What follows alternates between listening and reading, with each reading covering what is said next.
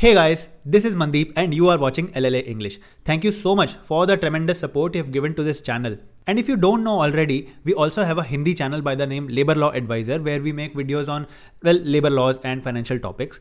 And a lot of guys, people like you, came on our channel and they left a comment. The comment said, I wish these videos were made in English because I can't understand Hindi. And now that we've started an English channel and we've started making all those videos in English for you guys, I have absolutely no way of reaching out to those guys who left those comments and tell them that please, we have started an English channel. Please do subscribe this channel. So please do me a favor and share this video or this channel with someone who you know might benefit from this video.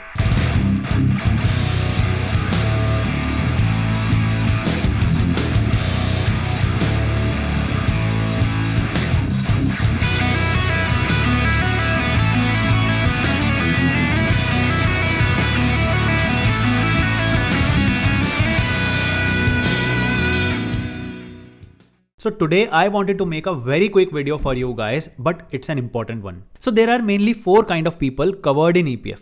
One being freshers, the people who think that EPF is some kind of a charge that is being deducted from their salary. Those people have absolutely no idea that EPF is in fact their own money and they should have the ID password. They should know how much balance is in their EPF account and they should know how to withdraw that amount and when they are eligible to withdraw that amount. The second type of folks are the people who know that EPF is their own money, but they have absolutely no idea how to access that money. They don't have the ID passwords and they don't know all the rules about EPF. The third type of people are pretty aware. They know what is EPF, how to check their balance, how to fill a withdrawal form and everything. They've even filed a nomination, and hats off to you guys if you are one of them. And the fourth kind of people are the one who are pretty aware, who have done all the things right. They filed a nomination, but they forgot to inform that particular person that you are the nominee of my money. Should anything happen to me, you will get that money. And this is the process that you need to follow to withdraw that money. And trust me, this is a major problem in India. Our late Finance Minister Arun Jaitley in his 2015 speech said that EPF has more than 6,000 crore rupees lying as unclaimed money. So the question that should come to your mind is, what exactly happens to the money that remained unclaimed? And if you have forgotten to claim your money for a number of years, or your nominee has forgotten to claim the money for a long period of time, whether there's a slight chance of getting your money back, or should you say your goodbyes? So firstly, you should know when you are able to claim your money. If you are jobless for more than 2 months, you can claim your EPF money, or if you have retired, you can claim your EPF money. So let's say you go jobless.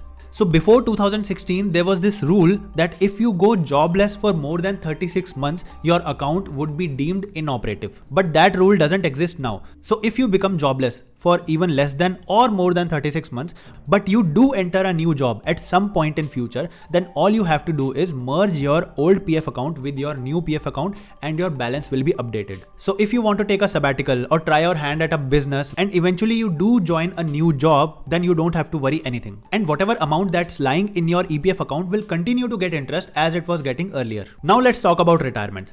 After retirement, if you don't withdraw the EPF money within the 36 months, then your account will be deemed inoperative and it will stop getting the interest it was getting earlier. But that money will still lie with the EPF department for the next 7 years for you to finally come and fill the withdrawal form and take your money back. But even after 7 years, if the money still remains unclaimed, then EPFO sends that money to Senior Citizens Welfare Fund.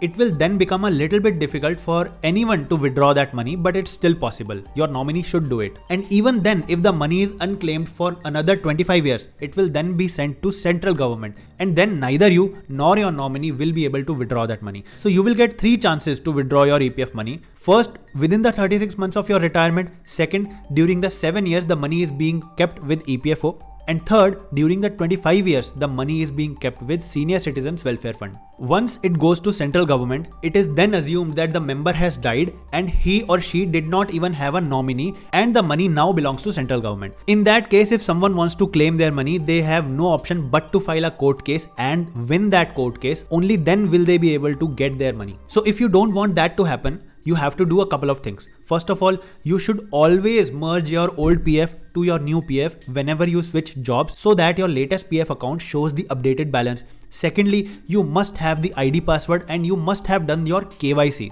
Third, you not only need to fill your nomination, but you also have to inform that person that he or she is the nominee of your money. And lastly, you and your nominee both should know what is the process to withdraw your EPF amount. If you don't know how to do these steps, you must hit the bell icon, because guess what?